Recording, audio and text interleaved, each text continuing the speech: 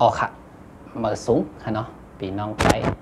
50 วิ่งค่ะเนาะ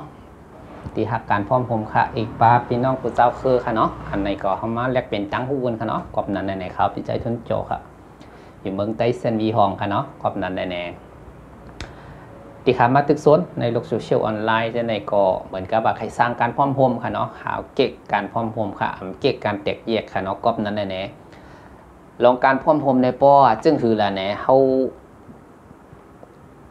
ปกติเลยเกิดขึ้นในเมืองใต้เท่าอันวันนั่นแหละการพร้อมโฮมอันวันนั้นเนี่ยมันอยู่ถามที่ตัวเขาค่ะเนาะกอบนั้นครับจะชุนจอก็เก๊กตรงหนึ่งตั้งตรงวงกลมเสียมก้าในเก๊กปาการพร้อมโฮมหนังหือปกติเป็นกอโฮมสร้างอันไหนค่ะเนาะกออันวันนั้นพอเขายึดอะไรเป็นกรรมเย้าในกอมันหนึ่งวันอ่ะกวนเก่าก็พักเก่ากรรมเฮ็ดถือกวนตั้งนำกินนำเสียงอันมันเนี่ยมันเป็นกรรมกับทุกของไตเขาค่ะเนาะอันในก็เขาเป็นชุนจอก็ย้อนใหม่สูงค่ะเนาะแข่งกรรมค่ะเนี่ยก็เพราะว่าเขาใครสร้างการพ่อผมจึงคือล่ะเนี่ยการพ่อโมนะป้อมเริ่มตีตัวเขาเนี่ยก็มันเต็มเกิดขึ้นอันในก็เหมือนตีค่ะเอาลงเฟซลงไลน์ของฝากเชียงใหม่จะเนี่ยก็แคบหมูไซโอของฝากอันนั้นหมักมงล่องเป็นเรียกว่าหมักมงล่องแห้งค่ะเนาะหมักมงหวานมาสตรอเบอรี่แห้งจะเนี่ยมาแคบหมูอะไรอันไปทอดขนาดเป็นหนังแห้งมันเนี่ยค่ะเจ้าในก็สั่งมาเลยค่ะอันนั้นก็ป๊อปเผยใครเฮ็ดเป็นการกล้าการขายในโซเชียลออนไลน์ใน Facebook หรือเจ้าในเนี่ยก็คัดมีเอกสารขนาดนี้ครับฝากถึงขนาดกูก็ขนาดป๊ออะไรรายละเอียดมันขนาดหรือว่าโหยอยแย้มมันในขนาดความไตเขาก็ป๊ออะไรแย้มจะมีในโมเพราะว่าขากัดติดต่อตั้งโรงงานใหญ่เหมือนคาอยู่นั่งเหมือนคาเปิดโรงงานแล้วค่ะมาเดียวครับเพราะว่าผสมใจเนี่ยก็อันนี้ก็เหมือนคาว่าเขาต้องเชื่อมั่นในตัวเขาให้เลยเฮ็ดค่ะความนั้นได้เลยเพราะว่ามีเงินก็เหมือนเอาขายดังเฟซมีลูกค้าสั่งกว่าก็มาเอากว่าเอาทุนมันมาแหม่งคาไว้ในก็คาดีขึ้นแก้ไขตั้งในกลุ่มมันนี่ใหญ่มันในค่ะเนาะนี่ก็ฝากถึงค่ะก็ว่าตีคำมาลัดจึงไหนเนี่ยมันจะว่าคาใครโด่งใครดังมันเหมือนว่าใครสร้างการพร้อมโฮมหนังคือพี่น้องใต้เฮาปอดีเลยพูดจักว่าการเฮาสร้างการพร้อมโฮมในเฮาเฮ็ดตาเจอจ่าเท่าอันวันนั้นไหนมันตีเป็นจึงคือพอเขาโฮมกันเฮ็ดโฮมกันสร้างเย้าไหนมันตีเกิดอย่างขึ้นค่ะในเมืองเฮากอบนั้นไหนเขาตั้ง70 ปีไปมาไหนก็บางเจอก็ลู่หายตายก็บางเจอก็ตึกเกิดมาก็ติเลยทุกข้าก็ตั้งนานไหนก็เปิดว่าลองจะได้เฮาหลมาแก้ไขหรือว่าเฮาหลมาลาดนี้ลูกๆหลานๆเฮาหลมาลาดนี้พี่น้องอันที่ฮักเจอจ่าเทเลเนี่ยถูกคนอื่นหลอกขนาดถูกเปิ้นหลอกเปิ้นเหรียญเฮ็ดแต่เจอจ่าได้เอาเงินเอาตองก็เปิ้นนั่นแน่การที่เขาสร้างตรงวงกลมมันจะว่าตีมาหยอกมาเหรียญเพราะเป็นหลวงเจ้าในคาราซื้อขำเฮ็ดจอมค่ะก็ว่าอันได้ตีคาพันล้านเนี่ยเขาใครสร้างการพ่อมุมจึงคือละหนึ่งก็ค่าก็หาการหางานอย่างพี่น้องเขาพอผัดตกกันตรงงานก็ในเชียงใหม่ค่ะเนาะอันนี้ก็ทูมาหาคาเบอร์เขาติดอยู่จอมเฟซเจ้าในเข้าว่าตัวในเฟซเจ้าในค่ะเนาะกอบนั้นแน่ใครจึงหือมีจึงหือใครตรงตักใครอุบลาดกันลองจึงหือเปิดตั้งให้พี่น้องเขากูก็อันที่ฮักการพร้อมโฮมให้ใครสร้างการพร้อมโฮมอันนี้ก็การพร้อมโฮมเขาในมันเหมือนกับว่ามันก็เกี่ยวข้องกับการกล้าการขายกูเจอกูเมียวเมืองเฮาหลเลยมีกูเจอกูเมียวเหมือนเมืองปืนค่ะกอบนั่นเลยเฮาหลมาคิดว่าเฮาหลมาก๊อปปี้ในขณะความไทยเขาเรียกก๊อปปี้หรือว่าเฮ็ดจอมอันสิ่งตีลีค่ะเนาะอันตีลีค่ะอำใจว่าอันตีให้กับเฮ็ดจอมให้เลยติดคุกติดตารางหรือว่าติดคุกคำคองตกทองจะได้อย่าไปเฮ็ดค่ะก็สนับสนุนหรือว่าคำปันแห้งในค่ะเนาะเพราะว่ามันพิษปักเปิงที่ก่อคากอตีหาลงลีเลยมันลาดนี่พี่น้องเขากอบนั้นแน่เมืองเขาเกิดขึ้นลองการพร้อมผมมันกับมีกันเลยค่ะเมื่อเร็วเนี่ยก็ใครพี่น้องกวนเมืองเขาปองใจนำให้เลยทัดสร้างค่ะทัดสร้างนำค่ะก็ประวัติเมื่อเร็วเนี่ยกำผากำสามก็มาแทงเยาค่ะกอบนั้นเนี่ยเมืองเขาเนี่ยพอเขามาวนในที่เมืองเขาเนี่ยมีโอกาสหรือว่ามีตื้อตังสูงเต้ๆค่ะ99.9% ค่ะแต่ตีเลยเมืองก้อนขอนมานั้นก้วยกาวาเฮาข้ามป้วนเป็นว่าผู้เขียนเฮาเฮ็ดเขามาปียาวเข้าถึงยาวเนี่ยอันนั้นก็อะไรมาซิที่ผู้นำเขาเฮ็ดอยู่มาเดียวก้วยกาวาเปิ้นเฮ็ดตามปักเปิงค่ะเนาะเปิ้นมีปักเปิงให้เลยบังคับกวนเฮาต้องข้ามมาป้วนอะไรกันนั่นค่ะมันมีกันนั้นก้วยกาจุดอ่อนมันค่ะก้วยกาเฮาตีมีจุดแข็งกันเลยค่ะ อันที่ห้ามปีเลยเปิ้นเขามันเอากฎหมายหรือว่าปักเปิงมาติ๊กติงเขาขนาดเขาหลู่วนด้วยจ้ะเนี่ยหนึ่งก็เปิ้นเฮ็ดปักเปิงมามันจะเฮ็ดตามพี่น้องเจ้าคือเขาล้อมันเฮ็ดตามพี่น้องใต้เขาล้อใต้เขาก็เฮ็ดอะไรค่ะพี่น้องกูเจ้าคือตีอะไรคือตีมีตาตีอะไรเมืองก้อนขออันวันนั้นเนี่ยก็เฮ็ดอะไรค่ะปักเปิงเฮาจำเป็นต้องกะยังตามผู้เขียนตีเฮ็ดให้ตัวเฮามาปีเอาข้าวเหอะเขาตั้ง70 ปีไปกอบนั้นแหละแน่ลูกมันเป็นเอาค่ะกำผาก็เป็นนะคะเรียกลายหมดเอาค่ะเนี่ยเฮาหลู่มาว่นด้วยว่าอ๋อเฮาตีเฮ็ดตีพี่น้องใต้เฮาก็มีปิญญามีตั้งฐานมีนำเต้ๆค่ะเดี๋ยวเขามาทัดสร้างด้วยอันมีก็มีเต้ๆค่ะก้อยกะว่ายังตึกใจหมาหน้ามันสูงนำหนักอันไหนค่ะเนาะตีมันเปล่าเฮาหมูว่นโอ้ก็มีเงินก็ดีจอยเงินค่ะแต่เจอจัดเนี่ยแต่ทัดสร้างด้วยคำจะว่าเปิดเฮ็ดตรงวงกวนแล้วก็จอยเงินจอยอย่างเดียวค่ะเนาะบางจื้อก็อะไรผิดหวังบางจื้อเนี่ยบางจื้อก็ญาหลอกญาเหรียญจะเนี่ยมันมีนำนะคะลองจะได้ลงโลกโซเชียลออนไลน์จะได้ค่ะเนาะกอมนั้นเนี่ยเพราะว่าใครเฮ็ดในตรงวงกวนตีเฮาหรือเขาทัดสร้างด้วยว่าตีตั้งเป็นหมู่เป็นจุ่มมันน่ะมันจอยพี่น้องใต้ตีห้าจงมันเฮ็ดตีห้าอำใจว่าถ่อมตั้งในโลกโซเชียลออนไลน์เห็นเลยเนี่ยโอนเงินให้จอยเงินให้ก้อยกะว่าผลสุดท้ายแล้วกำจนสุดมาไล่หังค่ะจอยค่ะพี่น้องเมืองไทยเนี่ยก็จอยนำนันนะคะอันจอยป้าขาโกงค่ะจอยค่ะก้อยกะว่ามันจอยผิดตีผิดตังมันค่ะจอยผิดตีผิดตังมันจึงหือละตีมันเป็นจึงหือผิดจึงหือละเนี่ยมันผิดตีว่าเฮ้าจอยหรืออะไรพี่น้องคนเมืองเขาขาเมืองเลียวเนี่ยค่ะอันจอยก็จอยติอันเฮ็ดโกนเฮ็ดผู้ใครตายคนอยู่หลายพวกข้านมันก็เป็นจึงนั้นติค่ะเมืองเฮาไหนก้อยกะว่าหนังคือมันปกติเรียกลายเฮาก็โหลเรียกลายในตู้เฮาก่อนอันที่ใครมาตึกโซนก็คนหนึ่งก็เฮาติได้ฮู้จักกันตีโทรมาหาค่ะรายการรายงานเนี่ยก็เฮาติได้ฮู้จักกันค่ะพี่น้องใต้เอา55จีเวงเนี่ยเฮาเหมือนพี่น้องกันค่ะเฮาโหลวนจังนั้นค่ะอำว่าเจ้าคือไหนค่ะเฮาโหลวนว่าเฮาเป็นพี่น้องกันเฮาอยู่ในเฮือนเดียวกันก้อยกะว่าเฮาอยู่ในเฮือนเดียวกันนั่นแหละเฮาตีเฮ็ดถืออยู่จ้อมกันวนด้วยเขาดีอยู่จ้อมกันเนี่ยเขาหลงมาเกลีดถึงจะในคำใจว่าออกมาอย่างเนี่ยพี่น้องซึกไตเฮาตั้งโคเขียวกับโคลายยึงกันเอาโคเขียวในให้น่ะโคคายลายในให้น่ะโคเขียวเขาในเมือกน่ะโคลายเขาในเมือกน่ะมันอ่ำใจคาลองจะในมันเป็นลองแตกแยกเนี่ยค่ะเนาะอันนี้ก็ใครมาลัดนี้อันโกตีตึกมีใจหมาหน้าให้ผักกลางว่างกึ่งอะไรเหว่าซึกโคเขียวตายก็เป็นไตค่ะเนาะซึกโคไล่ตายก็เป็นไตอันที่ค้าบ้านลานในคำในซี่คำเนี่ยนี่ค่าใครเฮาเป็นค่าได้ใครอยู่กลางเหมือนค่ะว่าค่าก็อยู่ในฐานะก้นเมืองให้ตึกโซนค่ะอำจะอยู่ในปัดตีอำจูจะอยู่ในฐานะซึกให้เลยมาตึกโซนกำได้พี่น้องก้นเมืองค่ะหนุ่มมองคำว่าตีโกดออกมาตึกโซนในโลกโซเชียลออนไลน์ในมันจอยตาเจอจ่าจึงหือค่ะอย่าเพิ่งถามตัวเขาก่อนค่ะถามตัวเขาค่ะคาจอยกันแน่คาอะไรพรดีสังพรดีมันมีกันเหรอจ่องมันมีตีเตือกมันค่ะพรดีมันดูเปลี่ยนเจ้าไหนค่ะการพ่อโมมเขาก็เหมือนกันค่ะเพราะเขาคุมกันเฮ็ดอันวันนั่นแหละลาดปุ่งแตกมันค่ะเนาะเพราะว่าคาลาดกับเพราะว่าพิษเนี่ยก็พี่น้องเขาอย่าไปถอนพิษเนี่ยค่ะเนาะก็เพราะว่าพอเขาพร้อมกันเขาจอยกันเขาอยู่ในเมืองไทยเขาวนวัดใต้เขาต่ำกว่า2 ล้านค่ะต่ำกว่า2 ล้านค่ะในเมืองไทยเนี่ยค่ะกุ้ยกะว่าเพราะว่าเขาเฮ็ดเขาจอยหรือตาจืดซาเท่าอันว่านั่นไหนใครเขาทัดสร้างด้วยดีๆว่ามันเป็นตีค่ะมีตีค่ะเขาเฮ็ดในมันจงใจตีค่ะใจแบบจืดซาเท่าเพราะเขาวนว่าจอยตาจืดซาเขาหลูมีก้นอันเดียวหยุ่มย้ำพี่น้องเขาก็หลูเขาทัดสร้างไรเพราะพี่น้องเขาทัดสร้างไรถือว่าใจตาจอยจืดซาค่ะอันนั้นมันเฮ็ดผลส่วนตัวมากกว่าเขาหลูวนกันเลยค่ะเงินเขาบานเขาก็มีการคันค่ะเพราะบอกวนก้อนนั้นเนี่ยเพราะเขาห่มกันเฮ็ดห่มกันสร้างเหมือนเขาอะอำใจว่าใครอยู่ในฐานะของโฮมสร้างก้นเมืองจึงใต้เหเลยไม่ตึกส่วนว่าใครให้มาปันแห้งตั้งก่อโฮมสร้างก้นเมืองจึงใต้แต่ไม่ย่าอะไรค่ะก่อโฮมสร้างเขาแค่เป็นจือมันก็กะเขายึดติหรือว่าเขามักมันไว้ว่าก่อโฮมสร้างเนี่ยเป็นตาก้นอันตีก่อตังมากก้นนั้นก้นในก่อตังขึ้นอำใจค่ะมีผู้ใหญ่ก้นหลวงก้นอะไรค่ะโฮมาเป้งกันหมดค่ะในก่อโฮมสร้างก้นเมืองจึงใต้ติดตึกส่วนมาครับตั้งเกือบ3 ปีอะค่ะตีคาเกียกจึงหือล่ะเนี่ยขอโฮมสร้างก้นเมืองจึงใต้เนี่ยในเมืองไต้หรือว่าในเมืองไทยอำไปมีค่ะลองในค่ะอำไปมีค่ะเพราะเฮ็ดแล้วเนี่ยมันเหมือนกับว่าข้าวตัง70 ปีปลายแหข้าวตัง2-3 ปีมาเขาก่อมไปน้อยใจค่ะตีเปิ้นมาเซ่เปิ้นมาเน ปิดเฮ็ดมาเขาตั้ง73-74ปีเมืองใต้ก้อนขอก็ไปวางเขาค่ะก็เปิดว่าเฮามีตั้งหลักฐานเฮามีความสามารถอันที่เปิ้นหลากก็โฮมสร้างคนเมืองจึงใต้นี่ก็เอาเป็นแห้งใจค่ะสักวันหนึ่งมาขอติหันตั้งหลักฐานเฮาตั้งแก้เฮาตั้งให้เฮาเมืองใต้ก้อนขอก็เฮาก็ยังไล่มาลานนี่ลูกนี่หลานเฮาว่าอ๋อเฮาไล่กอดตังมา1เฮาก่อมใครสร้างชื่อเสียงเฮาเห็นก้าเนี่ยเฮาก่อมไล่เหรียญกินปมเมก้นเมือง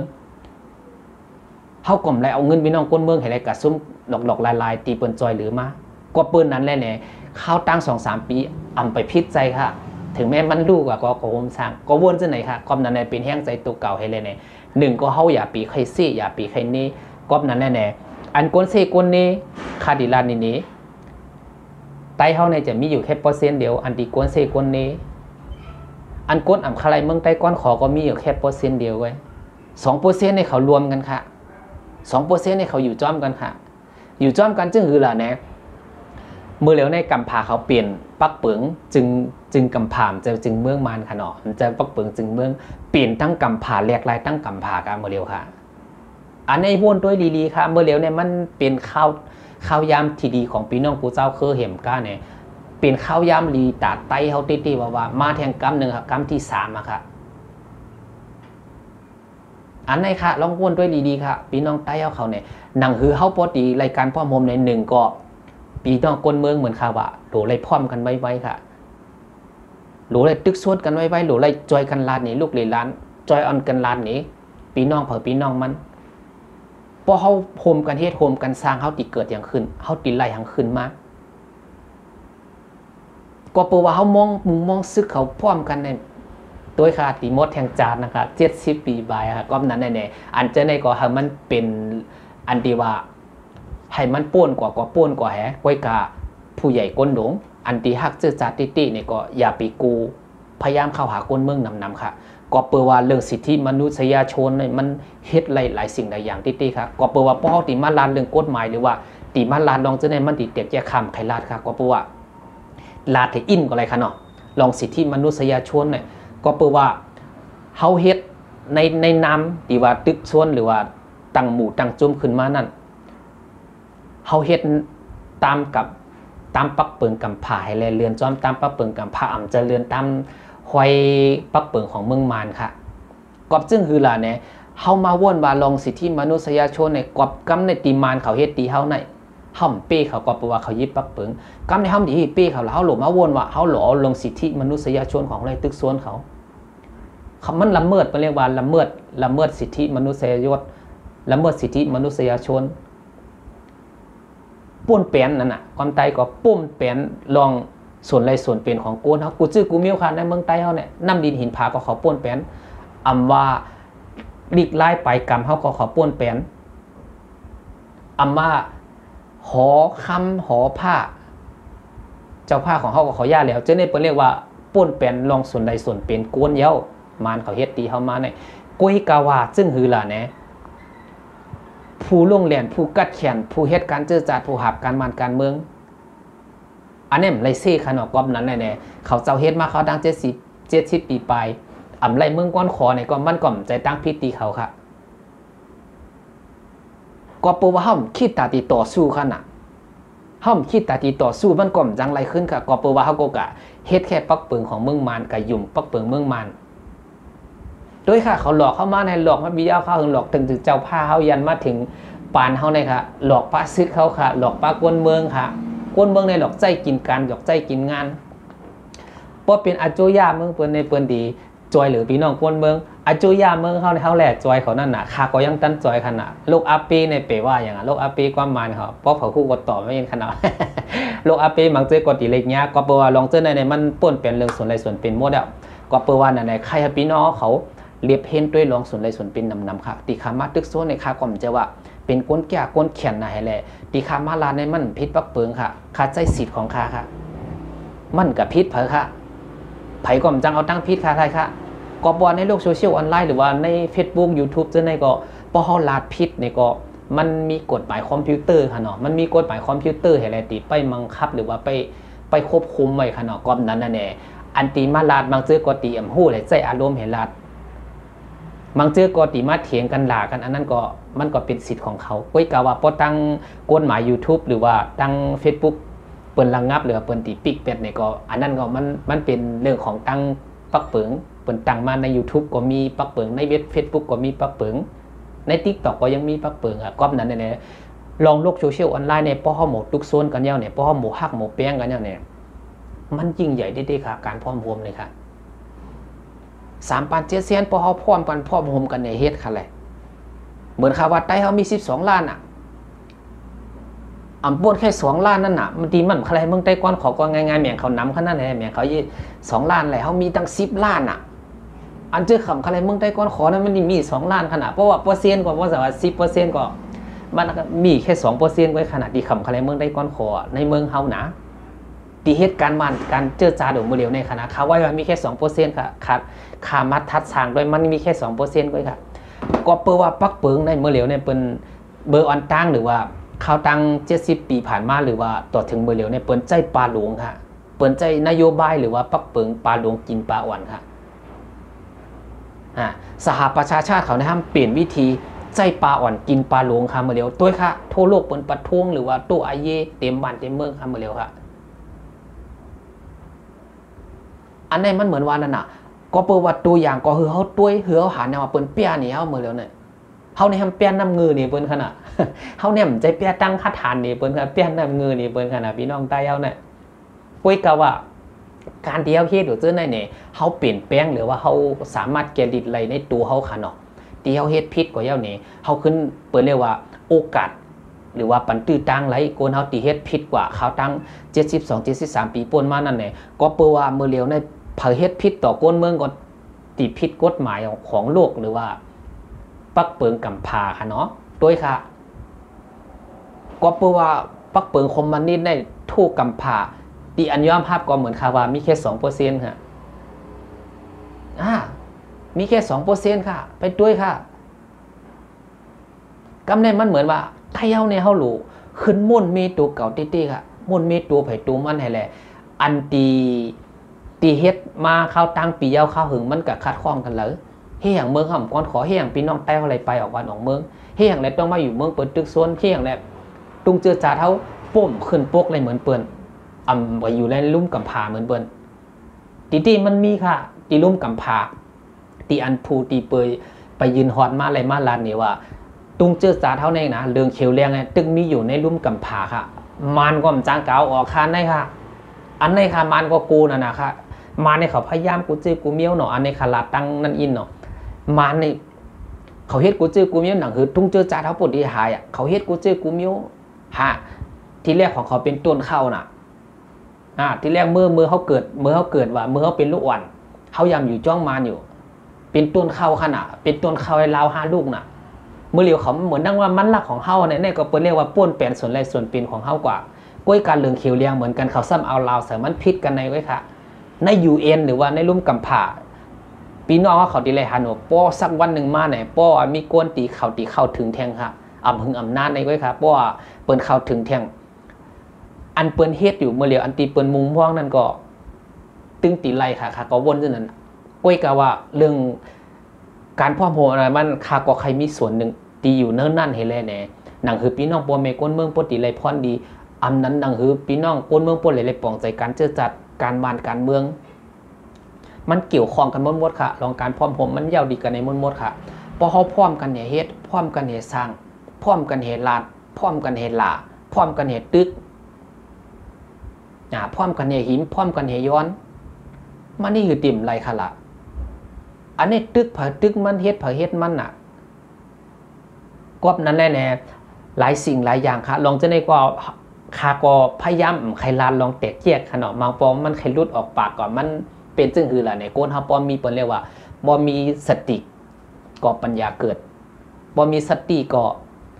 กูสิ่งกูอย่างก็เตรียมเป็นตั้งพิษตีอำลาดพิษลาดเผื่อนแหมก้าเนี่ยก็เตรียมกับตุ้มตื้อกู้ไหลก้นหนึ่งให้เลยเนี่ยเป็นตั้งพิษกว่าตั้งนานนั้นในกูโก้เนี่ยก็เพราะว่าหลายหันคลิปข่าวพิจารณาจอเนี่ยก็1 คลิป 1 ตอน 1 อิทเท่าดีมายากันเขานำหน่อย10 นาทีเนี่ย20 นาทีเนี่ยเพราะว่าตีคารัดกะเพราะว่าป่องใจเนี่ยก็โทรมาตีเบอร์เขา0613672495 ตลอดกูเข้ายามไรค่ะเนาะก็นั่นนะครับก็ติดทิ้งไทยลองอันได้เฮเลแหน่เพราะว่าเผอสนใจใครกล้าใครขายใครหาเงินเข้ากระเป๋าทางช่องทางนึงเนี่ยก็อันนี้ค่ะของฝากจากเจียงใหม่มีกูเมียวค่ะในเขามาส่วนหนึ่งก็ค่ะเนาะใน Facebook เส้นนึงก็เอามาส่วนหนึ่งก็มี90กว่าไลฟ์การค่ะเนาะต้องคิดเพราะว่าเหมือนค่ะมีโรงงานหลวงไว้เมื่อเร็วค่ะพี่น้องเขาก็เหมือนค่ะว่าน้ำดีน้ำต้อนมันเอากว่าค่ะมีทุนก็โทรมาถามเลยค่ะดีเฮ็ดปีใจทุนเจาะเพราะว่ามี90ก็สนใจอยู่กันเหรอโทรมาหาค่ะคาติกันแนะนำคือคาติลานในช่องทางมันคาติเฮ็ดในช่องทางมันว่าตีหรือก็เพราะว่าเหมือนคามีบริษัทหรือว่ามีกลุ่มมันใหญ่เย่าเมื่อเร็วอันเพราะว่าคาติจอยจึงคืออะไรเนี่ยคาติจอยแนะนำคือว่าอ๋อพี่น้องขายซื้อไหนกำไรมันดีเลยซื้อไหนเขาหลุดวนซื้อไหนค่ะเขาหลุดมาจอยกันเรื่องซื้อไหนค่ะก๊อบนั้นแน่กูเจอกูเมียวมันอยู่ตีเฮาค่ะมันอยู่ตีเฮาตีเฮ็ดท่าก็เพราะว่ากูเฮาเนี่ยเกิดมาอย่าไปดูถูกตัวเก่าหรือว่าอย่าไปดูถูกนางงานตัวเก่าแล้วก็อย่าไปท้อกับนางงานตัวเก่าอย่าไปกะท้อกับก้นอันเปิดดีวางเขาอันตีเปิดเสียงเขาก็เพราะว่าเขาเฮ็ดอะไรเหมือนเขาสองซี่เขาหลวนกันเขาหลเป็นแห้งใจเขาค่ะก้อมนั้นเนี่ยพูดแล้วว่าพี่น้องไต้50 จีเวงตีอยู่เมืองไทยในค่ะเนาะก็เพราะว่าใครอยู่ในเมืองไทยอันนี้ก็พวกใครไล่กันถึงเมืองใต้ก็ไล่ค่ะก้อมนั้นเนี่ยลองเจ้าในป้อเขาโฮมกันเฮ็ดโฮมกันสร้างโฮมกันยางโฮมกันไปลองคิดพอค่ะมันดีใหญ่ขนาดไหนมันตีกว้างค่ะหือไต้เอา50 จีเวง12 ล้าน13 ล้านเขาลูกบ้วนมาเป็นปีน้องคืนเดียวกันค่ะเขาหลูมาวันกันเฮ็ดวันกันสร้างหนังหือผู้เขียนโปรเตรียมเขาเลยตั้งเนื้อมันหนังหือเปิ้นโปรเตรียมงัดเลยเขาหนังหือเปิ้นโปรเตรียมเป้กินเท่ากับตั้งหน้าหนอดแดนคืนเขาเกิดขึ้นมาในโปรตีเลยเป็นผู้ฐานกล้าหาญวัดตุ้งเจอจัดไต้เขาเนี่ยอย่าปีมาเหยียบอย่าปีมาทึบอย่าปีมาลายอย่าปีมาป้องมันโดดเป็นเจ้าไหนค่ะก้อมนั้นว่าพอหันว่าซื้อเขายึงกันพี่น้องไต้พิษกันเนาะเนี่ยปานเนาตัวมันก่อนเนาตั้งซ่าเขาหลวนกันไหนค่ะก้อมนั้นเนี่ยไพ่ไม่เปิ้นเต็มเขาอย่าเข้าจอยกล่อมใจเขามีน้ำใจเป็นดีว่าจะไหนก้อยกาวาเมื่อแล้วไพ่ไม่อยู่ในเฮือนเขาเต้เขาซ้ำอ่อนกันใส่ไพ่มันจอมก่อหาตั้งออกมันไรค่ะคาทอมเนี้ยปุ่มหอหนึ่งตีว่าเหมือนคล้ายๆว่าเจ้าสังขยาหัน